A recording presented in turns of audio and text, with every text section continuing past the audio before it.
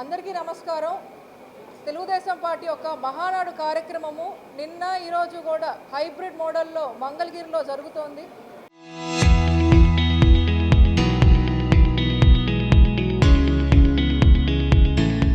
అందులో భాగంగానే నెల్లూరు రూరల్లో మొత్తము 12 కేంద్రాలు ఏర్పాటు చేయడం జరిగింది.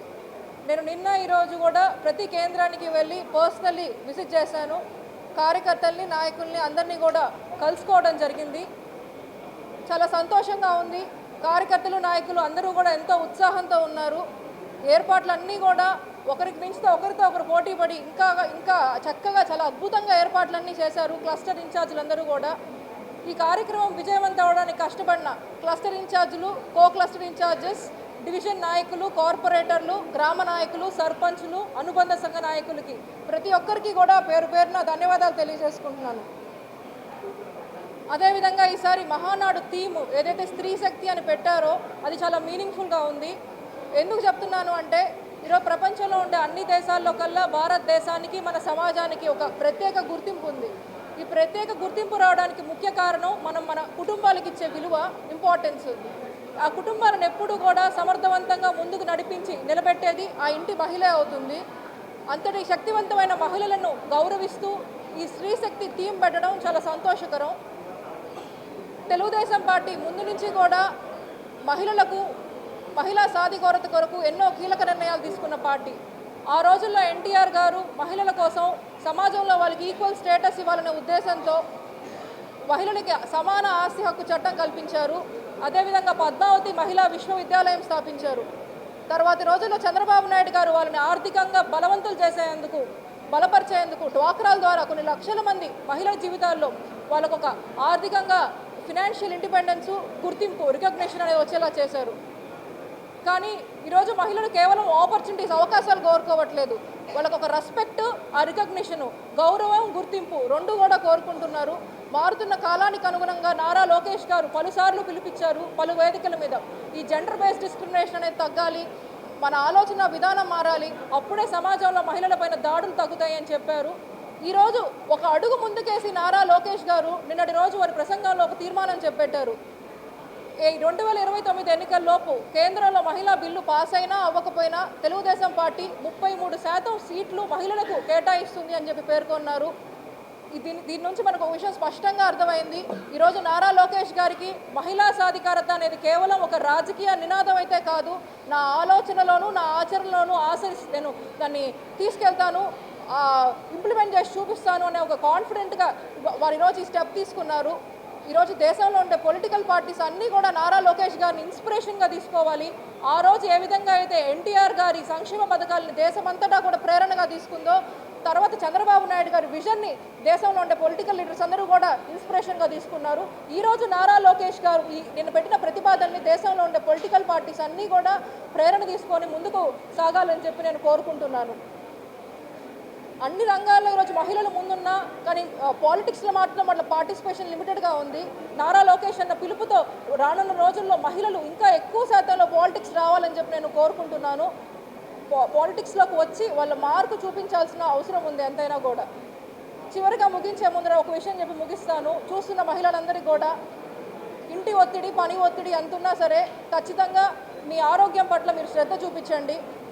కనీసం రోజుకు ఒక 20 నిమిషాలైనా ఒక ఫిజికల్ ఎక్సర్సైజ్, లేకపోతే మీ ఇష్టమైనది ఏదైనా కూడా చేయండి. శారీరక ఆరోగ్యం, మానసిక ఆరోగ్యం, మీ రెండింటిని కూడా మీరు జాగ్రత్తగా చూసుకోవాల్సిన అవసరం ఉంది. ఎందుకంటే ఒక ఆరోగ్యకరమైన మహిళనే ఆరోగ్యకరమైన కుటుంబం, అదే ఒక ఆరోగ్యకరమైన సమాజం, ఆరోగ్యకరమైన దేశం కూడా. Thank you.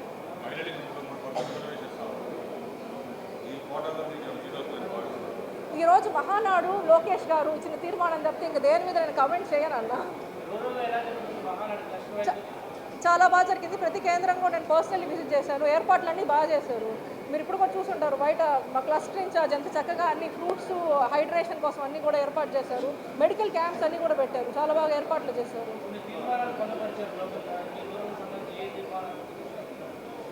రూరల్కి సంబంధించి నాన్న ఈరోజు పార్టిసిపేట్ చేస్తున్నారు, ఇంకా వెళ్ళలేదు. ఇప్పుడు ఎల్లున్నారు, జరుగుతుంది.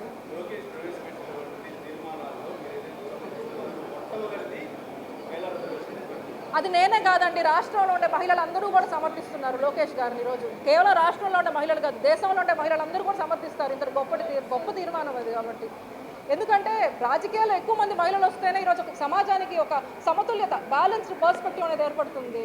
కాబట్టి అంతటి మంచి తీర్మానం పెట్టిన వాళ్ళు నేనే కాదు, ఎవరైనా కూడా సమర్థిస్తారు. అందరూ కూడా సమర్థించాల్సిన విషయం అది. ఓకే.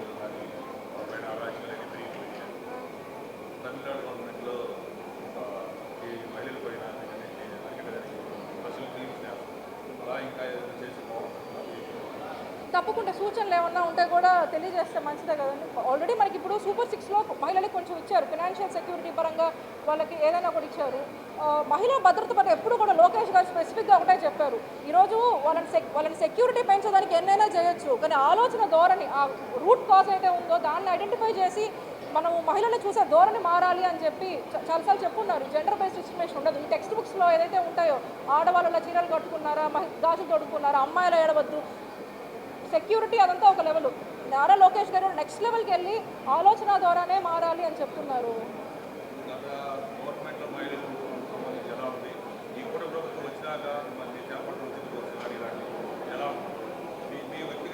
ఓకే.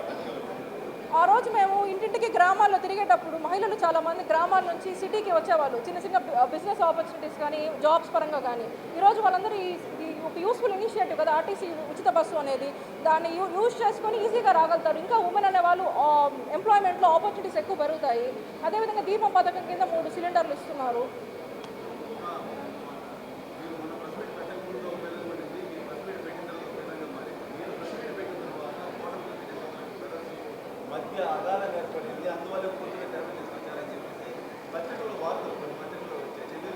కొన్ని పత్రికల్లో కాదన్న, ఒక్క పత్రికలోనే వచ్చింది. ఆ ఒక్క పత్రికలో కూడా ఎందుకు వచ్చిందో మీకు బాగా తెలుసు.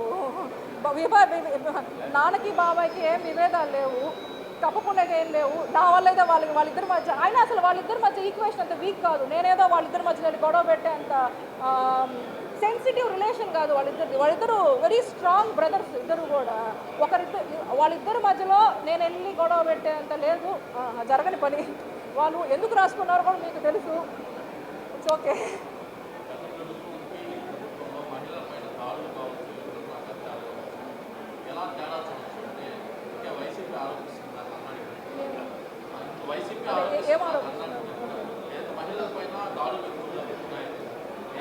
ఇది మీరు నిజంగా భావిస్తున్నారా అండి? అప్పుడు కన్నా ఇప్పుడు దాడులు ఎక్కువ ఉన్నాయని మీరు భావిస్తున్నారా అంటే నేను ఒప్పుకోను. గతంలో ఎట్లా ఉండిందో పరిస్థితి మీకు తెలుసు. వ్యక్తిగత దూషణ అనేది తారాస్థాయికి వెళ్ళింది. ఈరోజు నారా లోకేష్ గారు, చంద్రబాబు నాయుడు గారు అవన్నీ పట్టించుకోకుండా కేవలం రాష్ట్ర అభివృద్ధి మీద ఫోకస్ చేసి ముందుకెళ్తున్నారు. అపోజిషన్ పార్టీస్ అనేవి ఎప్పటికప్పుడు పక్కదోవ పట్టించడానికి వాళ్ళ ఆరోపణలు చేస్తుంటాయి. మనం వాటికి అంత ఇంపార్టెన్స్ ఇవ్వాల్సిన అవసరం లేదండి. Okay, thank you so much అన్న, అందరికీ కూడా థ్యాంక్ యూ. మరి హార్ట్ ఉంటారు.